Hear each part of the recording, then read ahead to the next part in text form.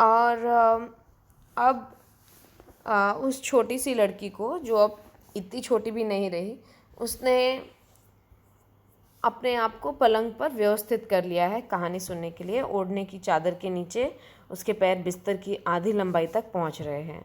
ठीक है, उसका भाई बॉबी 2 वर्ष का था और वो पहले ही अपनी बोतल को मुंह में लिए ही सो चुका था। राइट, सो जो का छोटा भाई बॉबी सो चुका है। ठीक है, जैक ने पूछा, पापा ने पूछा कि आज कहानी किस जीव के विषय में होगी। तो पापा ने आगे बोला रॉजर, आगे का नाम नहीं बताया। ठीक है, सोचने का दिखावा करते हुए जो ने अपनी आंखें बंद कर ली। बेटी ने दिखाया कि मैं सोच के बताती हूँ, तो आंखें बंद करते हुए सोचने लगी और बहुत ही डिटर्मिनेशन से बोली स्कंक, यानी कि उस जीव का आज पूरा नाम होगा रॉजर स्कंक। अब स्कंक के जानवर का मैं आपको बता दूं कि क्या है। बेसिकली वो एक छोटा सा जानवर होता है जो खुद को बचाने के लिए बहुत ही तेज़ बदबू छोड़ता है अपने शरीर से। ठीक है, तो ये एक नया जानवर था और जो ने शायद अपनी नर्सरी स्कूल में इन जानवरों के विषय में सुना था पापा ने। ठीक है, तो इस बार कहानी का जो हीरो है वो एक नया जानवर था, जिसकी वजह से जैक को कुछ देर सोचना पड़ गया। ओके, सोचने के बाद जैक बोलते हैं ठीक है, अब मैं तुम्हें कहानी सुनाता हूँ। ठीक है, वो कहानी शुरू करते हैं। वो कहते हैं कि एक समय की बात है, गहरे घने जंगलों में रॉजर स्कंक नाम का एक नन्हा सा जीव रहा करता था और उससे इतनी गंदी गंध आती थी कि कोई भी छोटा जीव उसके साथ नहीं खेलते थे। ठीक है, तब भी वो बाहर खेलने के लिए जाता तो था। ठीक है, सभी जो दूसरे छोटे छोटे जानवर थे वो उससे दूर भाग जाते थे और रॉजर स्कंक वहाँ अकेला ही खड़ा रह जाता था और उसकी आँखों से दो छोटे से गोल गोल आंसू टपक पड़ते क्योंकि उसे बुरा लगता था कि एवरीबडी इज़ अवॉइडिंग हिम। ठीक है, और इसी बात को सुनते ही जो बेटी ने पूछा कि क्या वो उल्लू से नहीं मिलेगा। पहले ही पूछ लिया क्योंकि उसे पता है ना कि इस कहानी में यूजुअली पापा का यही होता है, एक प्रॉब्लम होती है छोटे से जीव को, वो उल्लू के पास जाता है। तो तुरंत वो इंटरप्ट करके वो पूछती है, पापा क्या वो उल्लू के पास नहीं जाएगा। तो उसके बगल में पलंग पर बैठे हुए जैक को खुशी महसूस हुई। पापा को खुशी महसूस हुई कि वह जो को कोई सच्ची चीज़ बता रहा था, कोई ऐसी चीज़ जो को अवश्य जाननी चाहिए थी। इसलिए उस कहानी को आगे बढ़ाने के लिए कोई जल्दी नहीं थी। ठीक है, लेकिन नीचे की मंजिल से कुर्सी घसीटने की आवाज़ आई। नीचे किसी ने कुर्सी खींची होगी तो डिस्टर्बेंस हुआ और उसने समझ लिया कि उसे नीचे जाकर बैठने के कमरे में लकड़ी के काम का पेंट करने में जैक की पत्नी की मदद करनी चाहिए। वो समझ गए कि नीचे मम्मी यानी कि जैक की वाइफ कुछ नीचे काम कर रही हैं, लकड़ी का फर्नीचर का कुछ कलर कर रही हैं। तो अब मैं सोचता हूँ कहानी जल्दी ख़त्म करके अपनी वाइफ की मदद करूँ। तो आगे वो बोले कि तो फिर वो बहुत उदास होकर चल पड़ा और एक बहुत बड़े पेड़ के पास पहुंचा। पेड़ की सबसे ऊंची जगह पर एक बहुत बड़े आकार का बूढ़ा बुद्धिमान उल्लू बैठा था।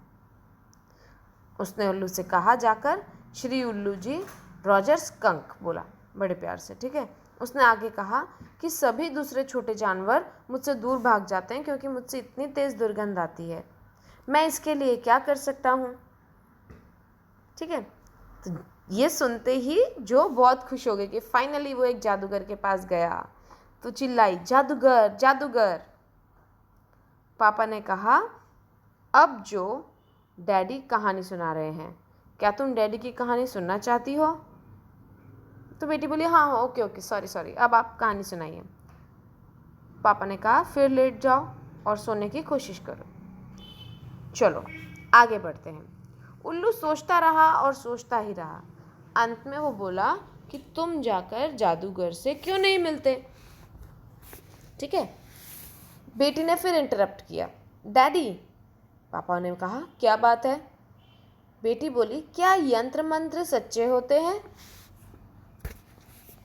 अब ये एक ऐसा स्टेज था, राइट, अभी इसी पिछले महीने एक जानने वाला स्टेज था जब उसने जो को बताया कि मकड़ियाँ छोटे छोटे कीड़ों को खाती हैं, और वो अपनी माँ की तरफ घूमी और उसने माँ से पूछा कि माँ, क्या वो सचमुच ऐसा करती हैं, राइट। और जब क्लेयर ने उसे बताया कि ईश्वर आकाश और उनके चारों तरफ विद्वान थे, तो वह अपने पिता की तरफ मुड़ी और एक चालाक भरी परंतु उत्सुक मुस्कुराहट से हठपूर्वक पूछा, क्या ईश्वर सचमुच ही हर जगह रहते हैं? तो ये कुछ ऐसे सवाल हैं स्टूडेंट्स की जिनका जवाब जब हम देते हैं तो हमें बहुत सोच समझ कर देना चाहिए, क्योंकि when the kids are small they take every statement of us very true. Okay, तो वापस आते हैं कहानी पर। वो यंत्र मंत्र की बात का जवाब देते हुए जैक ने कहा कि बेटा, वो यंत्र मंत्र कहानियों में सच्चे होते हैं। ठीक है, जैक ने बहुत ही रूखी तरह से जवाब दिया। जो ने कहानी के डिस्क्रिप्शन में बाधा डाल दी थी, राइट। तो जैक भी इरिटेट हो रहा था। तो पापा ने आगे कहानी बढ़ाई और कहा कि उल्लू ने कहा, अंधेरे जंगलों में से सेब के पेड़ के नीचे से होते हुए दलदली ज़मीन में और क्रिक के ऊपर से होते हुए जाओ। अब ये क्रिक क्या होता है, जो का सवाल था। पापा ने बताया, बेटा क्रिक एक छोटी सी नदी है, नदी के ऊपर से जाओ और वहाँ जादूगर का घर होगा। और फिर उसी रास्ते से रॉजर स्कंक गया। ठीक है, और थोड़े ही समय में वो एक छोटे से सफ़ेद मकान के पास पहुँच गया और उसने दरवाजे को थपथपाया, नॉक किया, और उसके बाद एक छोटा सा बूढ़ा आदमी जिसकी एक लंबी सफ़ेद दाढ़ी थी और उसका एक नीला नोकीला हैट पहन रखा था, ऊपर से कोन शेप का लंबा हैट होता है ना, वो पहन रखा था। वो बाहर आया और बोला, तुम्हें क्या चाहिए? तुमसे बहुत दुर्गंध आ रही है। रॉजर स्कंक बोला, मैं जानता हूँ मुझसे बदबू आ रही है और सभी छोटे जानवर मुझसे दूर भाग जाते हैं, यही मेरी प्रॉब्लम है। उसे जादूगर ने कहा, अंदर आ जाओ, लेकिन मेरा ज़्यादा नज़दीक मत आना। अंदर जादू टोने का सामान बिखरा हुआ था, राइट, जिसे एक धूल भरे एकदम अनऑर्गेनाइज्ड ढेर में रखा हुआ था, कुछ सही जगह पर नहीं था, क्योंकि उसके घर में कोई सफाई करने वाली नौकरानी नहीं थी। ठीक है, इतना पापा ने बताया।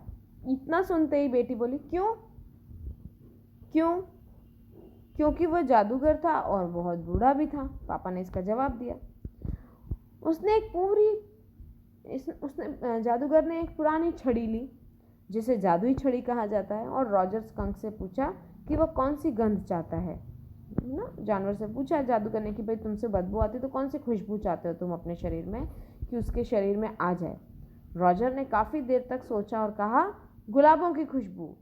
तो जादूगर ने एक मंत्र का उच्चारण किया और अचानक ही जादूगर के घर के अंदर गुलाबों की सुगंध भर गई। ठीक है, गुलाबों की सुगंध। रॉजर मछली चिल्लाई। जादूगर बोला, उसके लिए 7 पैनियाँ देनी होंगी। ठीक है, हमेशा उल्लू जो जादूगर का रास्ता बताता है और जब जादूगर उसका सॉल्यूशन कर देता है तो जादूगर कुछ सिक्के मांगता है। ठीक है ना। तो ये सुनते ही बेटी बोली, डैडी अब क्या है? पापा गुस्से में बोले, रॉजर स्कंक, आप रॉजर मछली कह गए थे। पापा ने रॉजर स्कंक की जगह बोल दिया कि रॉजर मछली चिल्लाई। ठीक है, तो बेटी ने बोला, पापा आपने गलती से रॉजर मछली बोल दिया रॉजर स्कंक की जगह। तो पापा ने खुद को करेक्ट किया कि हाँ स्कंक। तो बेटी फिर से बोली, आपने रॉजर मछली कहा था, क्या वह मूर्खता वाली बात नहीं थी?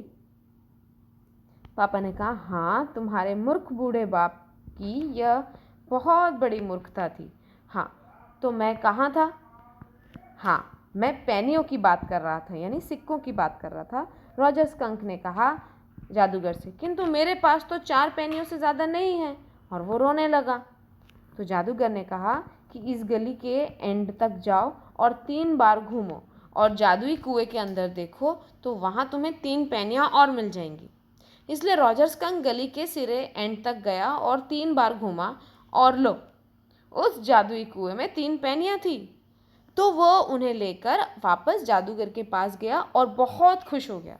वो भागकर जंगलों के अंदर चला गया, क्योंकि अब उससे बदबू नहीं आ रही थी, और सभी छोटे छोटे दूसरे जानवर उसके चारों तरफ इकट्ठा हो गए थे, क्योंकि अब उनमें से बहुत बढ़िया सुगंध आ रही थी।